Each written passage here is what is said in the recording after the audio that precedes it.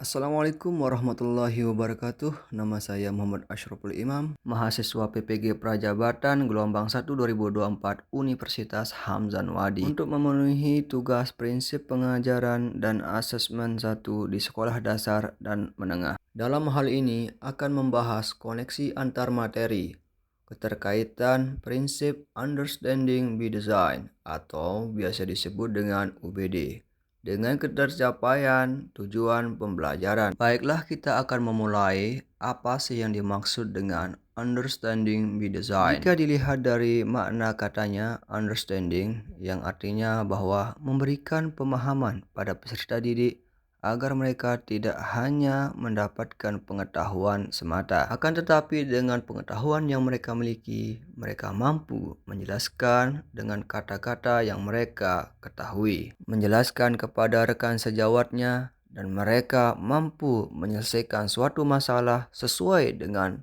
pengetahuan yang mereka miliki. Selanjutnya, by design. Dalam hal ini maksudnya adalah dengan desain mundur atau alur mundur atau biasa disebut dengan backward design, perencanaan mundur dari akhir. Sehingga kita dapat simpulkan bahwa understanding by design atau UBD merupakan kerangka perencanaan dalam proses pembelajaran yang mendukung guru dalam merancang kurikulum, pengajaran, dan penilaian dengan tujuan meningkatkan pemahaman dan kinerja peserta didik. UBD ini sendiri memiliki prinsip perencanaan mundur atau backward.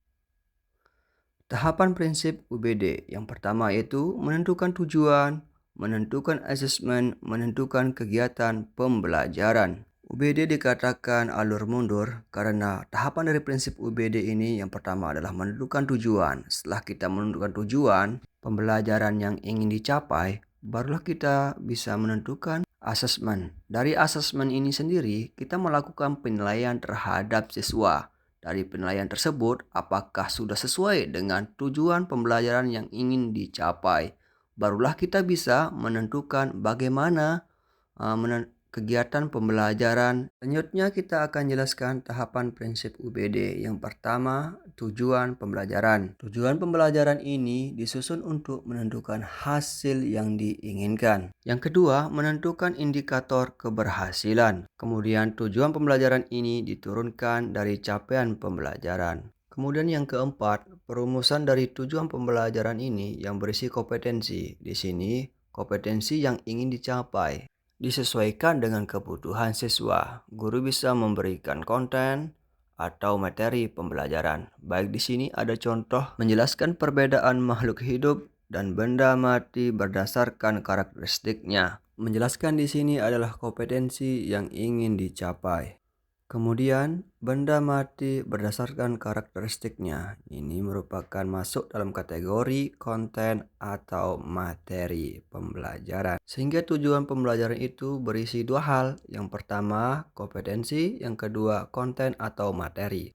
Kemudian tahapan yang ketiga, yaitu menentukan asesmen. Tahapan prinsip UBD asesmen ini dibagi menjadi tiga. Yang pertama, yaitu assessment for learning. Penilaian di sini dilakukan pada saat proses pembelajaran berlangsung dan dilakukan sepanjang proses pembelajaran. Contohnya seperti tugas, kuis yang bisa dilakukan di akhir pembelajaran. Kemudian yang kedua yaitu assessment is learning, yaitu penilaian yang dilakukan oleh peserta didik itu sendiri. Contohnya penilaian yang dilakukan oleh siswa pada diri sendiri dan penilaian yang dilakukan kepada teman sejawatnya. Kemudian yang ketiga yaitu assessment of learning, merupakan penilaian yang dilakukan di akhir pembelajaran atau di luar waktu mata pelajaran. Contohnya ulangan harian, UTS, dan UAS. Dikatakan off learning karena memiliki interval waktu tertentu yang dilakukan di akhir pembelajaran, di tengah semester, dan di akhir semester. Kemudian yang ketiga adalah menentukan kegiatan pembelajaran. Beberapa hal yang harus diperhatikan oleh seorang pendidik ketika melaksanakan kegiatan pembelajaran. Yang pertama adalah sumber belajar, yang kedua materi pembelajaran, kemudian yang ketiga pengelolaan kelas, yang di sini di mana termasuk model, metode, dan strategi pembelajaran yang digunakan. Kemudian yang keempat, penilaian dan evaluasi. Kemudian selanjutnya UBD dan kaitannya dengan ketercapaian tujuan pembelajaran.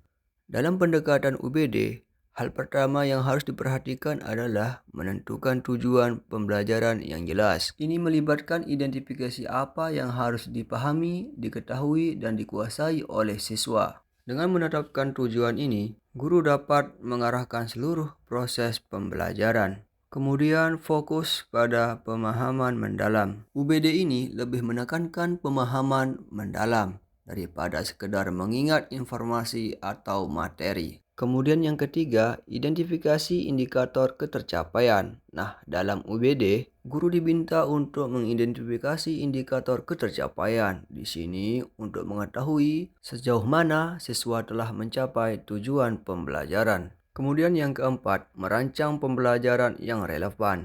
Ini melibatkan pemilihan metode, pengajaran, kemudian sumber daya, dan aktivitas yang mendukung pemahaman siswa. Kemudian yang terakhir yaitu yang kelima, evaluasi hasil pembelajaran. Dengan evaluasi hasil pembelajaran ini, guru bisa mengetahui sejauh mana kemampuan siswa dalam proses pembelajaran dan tujuan pembelajaran yang sudah tercapai atau tidak. Penentuan tujuan pembelajaran di awal tahapan UBD ini yang kemudian diukur dengan asesmen yang sesuai akan mempermudah guru menyesuaikan kegiatan pembelajaran sesuai dengan tujuan yang ingin dicapai.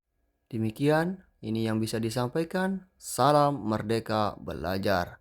Jangan lupa voting untuk bisa lebih baik dalam video selanjutnya. Wassalamualaikum warahmatullahi wabarakatuh.